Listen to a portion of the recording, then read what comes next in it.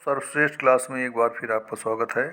हम यहाँ बाल विकास एवं शिक्षण शास्त्र के कुछ महत्वपूर्ण क्वेश्चन डिस्कस करेंगे, क्योंकि आने वाले दिनों में हमारी यूपी टेट परीक्षा होने वाली है। इसलिए एक ये टेस्ट सीरीज स्टार्ट की गई है, जिसमें डेली आपको मनोविज्ञान के क्वेश्चंस और अदर टॉपिक के क्वेश्चंस मिलते रहेंगे। तो आइए पहला क्वेश्चन देख लेते हैं। एक कक्षा में एक शिक्षक पढ़ाने के लिए बाल केंद्रित उपागम का प्रयोग कर रहा है। यह तरीका उपयुक्त नहीं है। समूह वार्तालाप के लिए, प्रोजेक्ट वित्त के लिए, प्रदर्शन के लिए, प्रश्नोत्तर के लिए।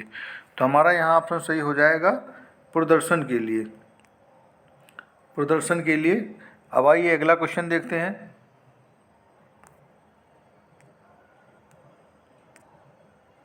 हमारा अगला क्वेश्चन होगा, जब एक क्षेत्र का अधिगम दूसरे क्षेत्र के अधिगम में सहायता करता है तो उसे क्या कहते हैं? अधिगम का धनात्मक अंतरण, अधिगम का ऋणात्मक अंतरण, अधिगम का शून्य अंतरण, अधिगम का परम अंतरण। तो हमारा यहाँ क्वेश्चन सही हो जाएगा अधिगम का धनात्मक अंतरण, क्योंकि जब एक क्षेत्र का अधिगम दूसरे क्षेत्र के अधिगम में सहायता करता है तो इस प्रकार के अधिगम अंतरण को हम क्या कहते हैं? धनात्मक अंतरण कहा जाता है। जैसे आइए इसको एग्जाम्पल के तौर पर समझते हैं कि यदि किसी बालक को हिंदी भाषा सीखने से भोजपुरी भाषा सीखने में मदद मिलती है। कहने का तात्पर्य ये है कि अगर किसी बालक को हिंदी भाषा आती है तो उसको भोजपुरी भाषा सीखने में मदद मिल जाती है। यहाँ कहने का ये तात्पर्य है। अब आइए अगला क्वेश्चन देखते हैं। एक अच्छे शिक्षक का सबसे महत्वपूर्ण गुण क्या है? विषय वस्तु का पूर्ण ज्ञान होना चाहिए, अच्छा संप्रेषण कौशल होना चाहिए, विद्यार्थियों के हित का ध्यान रखना, या ऑप्शन डी रखा है ए व बी दोनों सही होना चाहिए। तो इसमें जो हमारा विकल्प सही हो जाएगा, विकल्प ए एवं बी दोनों सही हैं, क्योंकि ए भी सही है और बी भी सही है। विषय वस्तु का पूर्ण ज्ञान होना चाहिए एक अच्छे शिक्षक को, और अगर अच्छा संप्रेषण कौशल भी होना चाहिए। ये एक अच्छे शिक्षक के गुण हैं।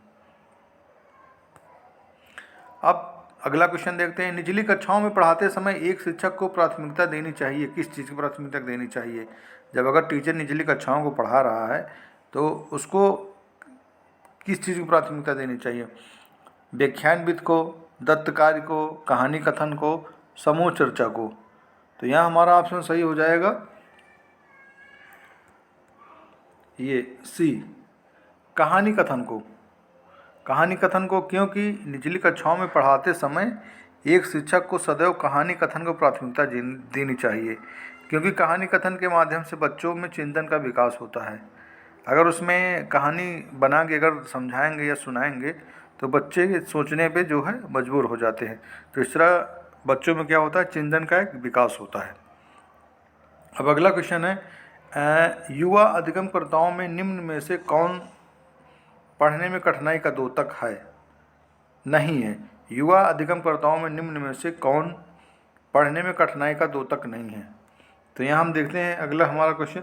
इसमें ऑप्शन दे रखे हैं, अक्षर व शब्द अभिज्ञान में कठिनाई, पठन गति प्रवाह में कठिनाई, शब्दों व विचारों को समझने में कठिनाई, स्पेलिंग निरंतरता में कठिनाई। तो यहाँ हमारा ऑप्शन सही हो जाएगा जो है बी। ऑप्शन बी सही होगा हमारा, क्योंकि पठन गति व प्रवाह में कठिनाई, ये ऑप्शन सही होगा हमारा। अब आइए अगला क्वेश्चन देख लेते हैं। व्यवहार का संवेगात्मक पहलू निम्न में से संबंधित होता है। किससे संबंधित होता है? सीखने के संज्ञानात्मक पक्ष से, सीखने के भावात्मक पक्ष से, सीखने के क्रियात्मक पक्ष से, सीखने के मनोवैज्ञानिक पक्ष से। तो यहाँ हमारा ऑप्शन सही हो जाएगा बी, सीखने के भावात्मक पक्ष से, क्योंकि व्यवहार का जो संवेगात्मक पहलू होता है यह सीखने के भावात्मक रूप से संबंधित है, और इसके अंतर्गत व्यक्ति की संवेगात्मक दशा को आसानी से पहचाना जा सकता है। तो यहाँ बताया गया व्यवहार का संवेगात्मक पहलू, इसी के बारे में बताया गया है। अब आइए अगला क्वेश्चन देखते हैं। एक अच्छा विद्यालय वो है। विद्यालय के बारे में यहाँ बात चल रही कि कौन सा विद्यालय अच्छा है? जो कड़ी प्रतियोगिता की भावना पर जोर देता है, जहाँ प्रत्येक बालक खुशी का अनुभव करे, वह बिना एक दूसरे के सहयोग से वैयक्तिक रूप से सीखे, जो बालक के सामाजिक स्थिरीकरण को समझे तथा कक्षा के वातावरण को प्रगतिशील व प्रेरणास्पद बनाए, जो आदर्श उत्तरों को याद करने में जोर दे। तो यहाँ हमारा ऑप्शन सही हो जाएगा सी, हमारा यहाँ ऑप्शन सही हो जाएगा, सी ऑप्शन सही होगा। जो बालक के सामाजिक स्थिरीकरण को समझे तथा कक्षा के वातावरण को प्रगतिशील प्रेरणास्पद बनाए रखे, वो एक अच्छा विद्यालय कहलाएगा। अब नेक्स्ट क्वेश्चन देखते हैं। वंशानुक्रम के संदर्भ में गलत कथन निम्न में से कौन सा है? वंशानुक्रम के संदर्भ में गलत कथन निम्न में से कौन सा है? जिसमें गलत कथन छांटना है। वंशानुक्रम बालक का लिंग निर्धारित करता है। ये शारीरिक संगठन में महत्वपूर्ण योगदान देता है। ये जुड़वा बालकों के जन्म में योगदान देता है। इसमें रुचि, अभिवृत्ति, पसंद, नापसंद तथा मस्तिष्क की संवेदनात्मक भावनाएं समावेशित होती हैं। तो इसमें हमारा ऑप्शन सही हो जाएगा ऑप्शन डी। ऑप्शन डी सही हो जाएगा हमारा, क्योंकि वंशानुक्रम से तात्पर्य, यहाँ वंशानुक्रम के बारे में बात करेंगे तो वंशानुक्रम से तात्पर्य शारीरिक एवं मानसिक गुणों के संचरण से है, जो माता पिता से प्राप्त होते हैं। और इनमें क्या होता है कि रुचि होती है, अभिवृत्ति होती है, इत्यादि होती है। और ये क्या करते हैं, संवेदनात्मक भावनाएं, इसमें जो है संवेगात्मक भावनाएं समावेशित नहीं होती हैं। इसलिए जो है वंशानुक्रम को यहाँ बताया गया है कि वंशानुक्रम के संदर्भ में गलत कथन निम्न में से कौन सा है?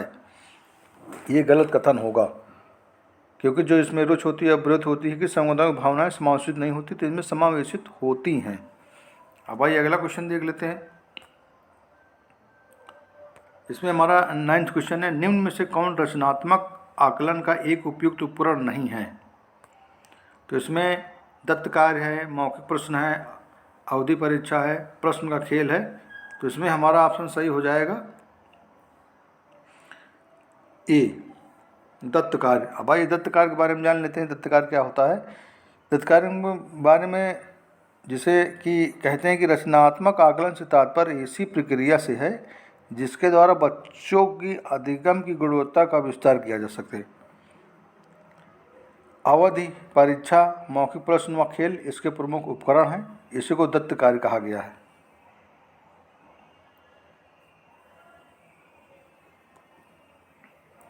अब अगला क्वेश्चन है, इरफान खिलौने तोड़ता है तथा उसके अवयव को देखने के लिए उसे अलग अलग कर देता है। आप क्या करेंगे?